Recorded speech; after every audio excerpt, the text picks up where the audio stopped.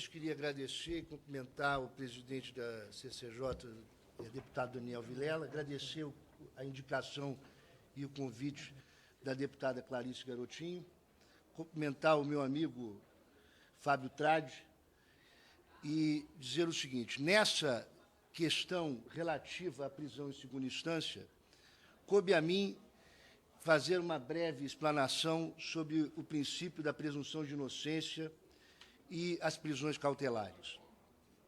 Nós estamos vivendo no Brasil hoje uma propulsão das prisões cautelares. Os dados do CNJ, de um estudo coordenado pelo professor Rodrigo de Azevedo, mostram um crescente número de presos no Brasil. Nós somos o terceiro país que mais prende no mundo. O primeiro país é os Estados Unidos, que historicamente é o país que mais prende na história da humanidade. Há, inclusive, estudos em relação à contenção do desemprego através da prisão. Os dados brasileiros são alarmantes. O crescimento entre 2014, nós já estávamos com 622 mil presos. 2015, aumentamos para 698 mil presos. Em 2016, 727 mil presos. Desses, veja que o Congresso Nacional, esta Câmara, Casa da Democracia, editou a Lei 12.403, de 2011, tratando, no artigo 319, das medidas alternativas à prisão preventiva, e, mesmo assim, continuam 40% dos presos provisórios no Brasil. Houve uma pequena queda em dezembro de 2015 para 35%, e nós continuamos com 40% dos presos sem sentença penal transitada em julgado. Portanto, o que nós já vivemos antes da decisão do Supremo é um desrespeito à Constituição Federal e um desrespeito ao Código do Processo Penal. Nós estamos vivendo um conflito direto entre forças corporativas do Judiciário e do Ministério Público, aqui apartando, retirando juízes respeitadores da Constituição Federal, como aqui se encontra nessa mesa, mas o fato é que, se o Congresso edita a norma, indicando medidas alternativas, indicando a necessidade de diminuição da prisão preventiva, e os juízes desrespeitam e não se enquadram, desrespeitando a Casa Legislativa. É alarmante os dados. Nós temos 14% dos presos por furto, crime não violento. Temos 11% em receptação. Evidente, olha, 17% por tráfico de drogas. É preciso pensarmos como nós vamos gastar as verbas públicas em um combate à criminalidade de forma adequada e fazendo com que os juízes e os promotores de justiça respeitem a Constituição e as normas editadas por essa Casa. Por isso, sim, a questão do abuso de poder, não é possível se admitir interpretação da Constituição Federal que, de fato, se torna um poder constituinte, deturpando a Constituição. Que esse Congresso tem que se reunir novamente para dizer o que já está dito no artigo 283 do Código de Processo Penal, que só deve se prender por decisão penal transitada em julgado. Então, além de explicitar mais uma vez, é necessário, sim, criar punições aos juízes que descumprirem a norma e ao Ministério Público, porque isso não é crime de exegese, isso é abuso de autoridade e, evidentemente, improbidade administrativa em relação a isso.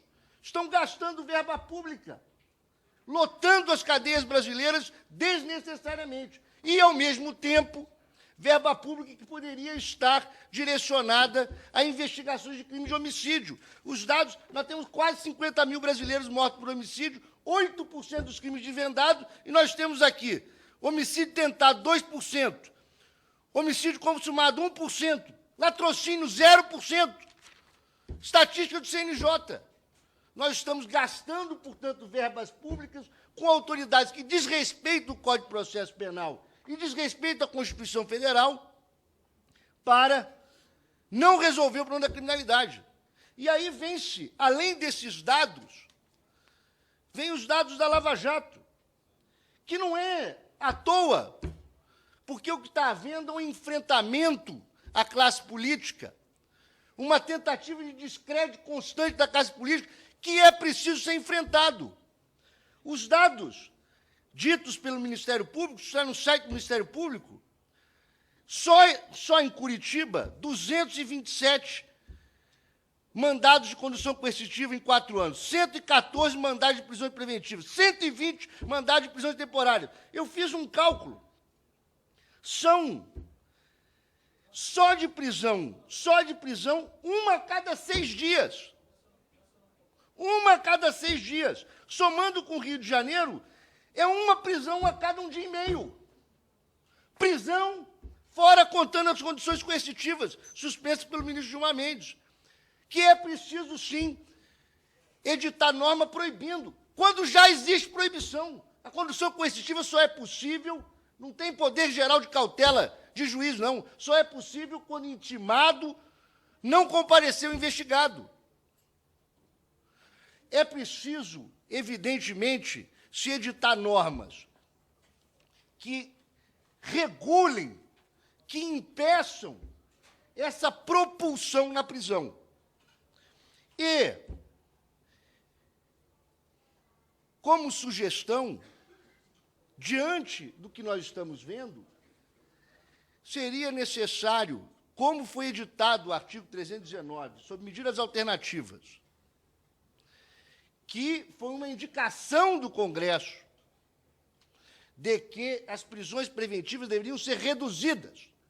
E, mesmo assim, não se reduz. Aliás, hoje se prende desnecessariamente. E, quando vai se conceder um habeas corpus, se aplica uma medida alternativa que sequer deveria ser aplicada.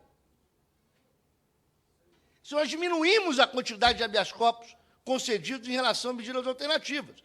Portanto, para enquadrar, evidentemente, as autoridades, enquadrar no sentido de fazer com que o cidadão tenha perante o Estado a sua garantia individual respeitada, o devido processo legal respeitado.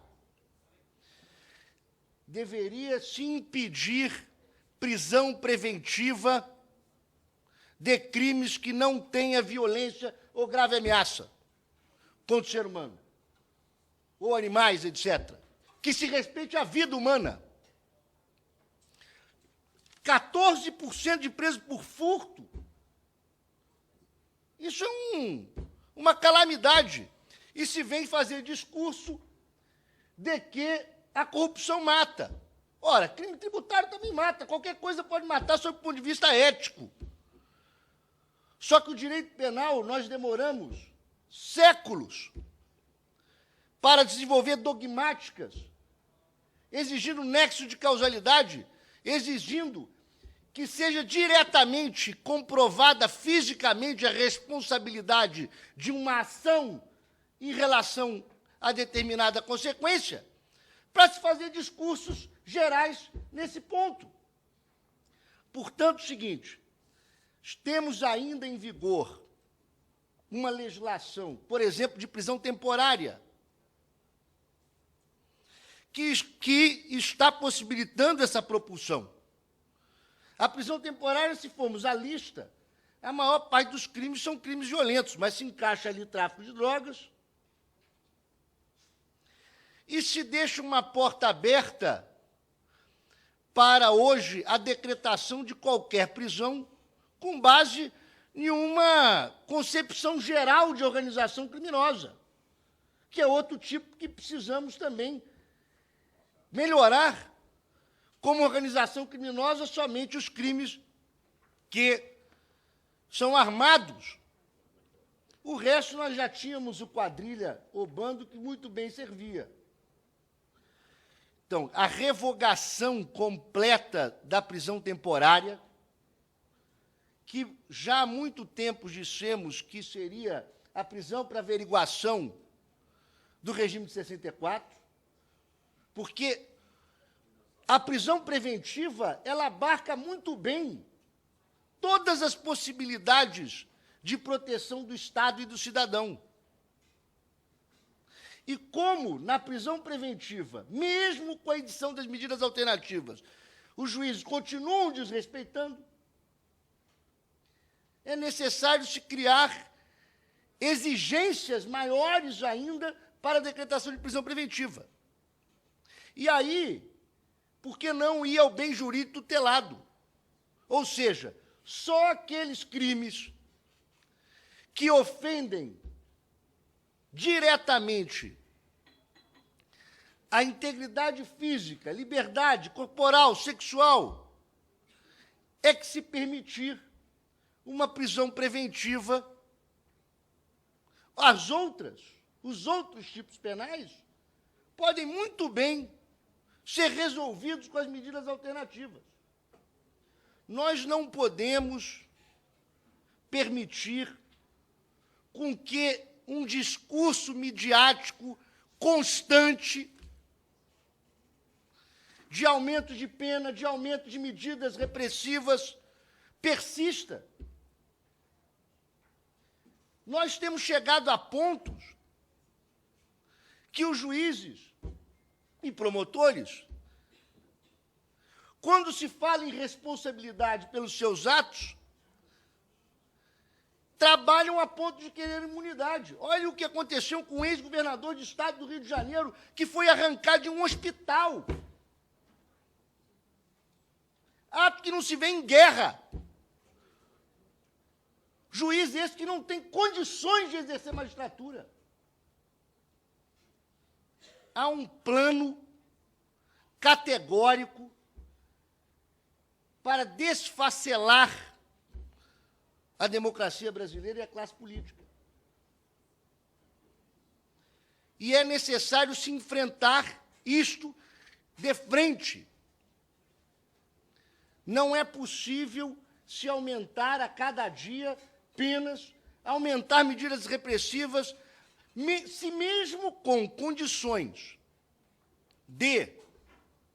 com medidas que visam, medidas alternativas, impedir a prisão, mesmo com essas, você tem um Supremo Tribunal Federal que praticamente legitima 40% de presos provisórios, que diz respeito ao Código de Processo Penal, que diz respeito à Constituição Federal. Se continuarmos editando medidas que permitam o desrespeito diário, crime de organização criminosa sem violência, o que virou um coringa. Não há ninguém que não seja acusado de organização criminosa. Lavagem de dinheiro com a revogação dos crimes antecedentes. Até furto pode ser encaixado em lavagem de dinheiro. Eu tenho dito que, se um menino de rua furtar uma carteira, entregar o dinheiro para a mãe, comprar linha para costura, teoricamente, isso pode ser considerado lavagem de dinheiro. É preciso reduzir a aplicação desses tipos penais a realmente o que é necessário. Porque, caso contrário, a prisão temporária precisa ser revogada. A redução imediata da possibilidade de prisão preventiva. A aplicação, sim, de abuso de autoridade às autoridades judiciárias. e do Ministério Público em relação ao desrespeito à norma legal e constitucional. Até porque os ministros supremos estão lá para preservar a Constituição, não para reescrevê-la.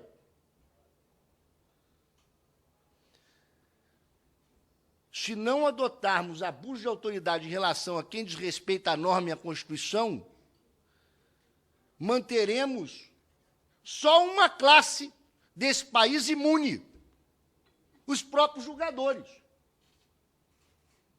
que se arvoram o direito de julgar a todos e tudo, desrespeitam a norma, recebendo verbas, penduricalhos e etc.,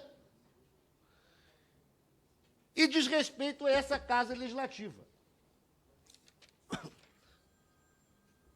De maneira que a minha contribuição em relação à presunção de inocência e à prisão preventiva é, de maneira muito sincera e clara,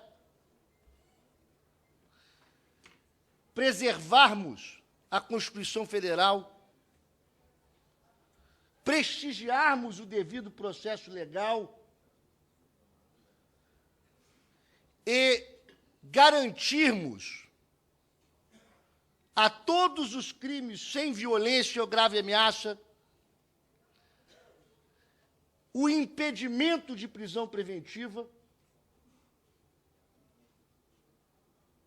se clareando a prisão preventiva, se impossibilitando a decretação em relação aos crimes não violentos, revogando, de uma vez por todas, a prisão temporária, legislação anterior ao Código de Processo Penal, que continua em vigor, de 41,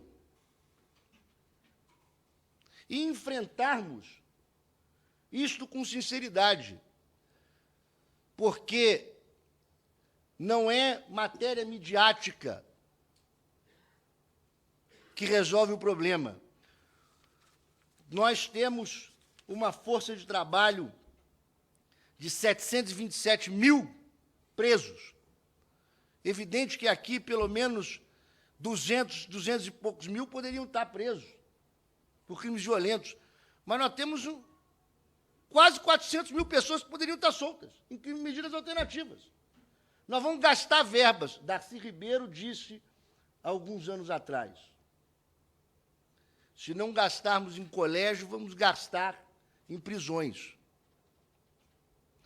Nós vamos continuar gastando com medidas repressivas, com prisões inadequadas e sem condições de combater o real crime, que são os crimes contra a vida, que esses, sim, nós temos que criar medidas adequadas para a punição, para a investigação e para o encarceramento.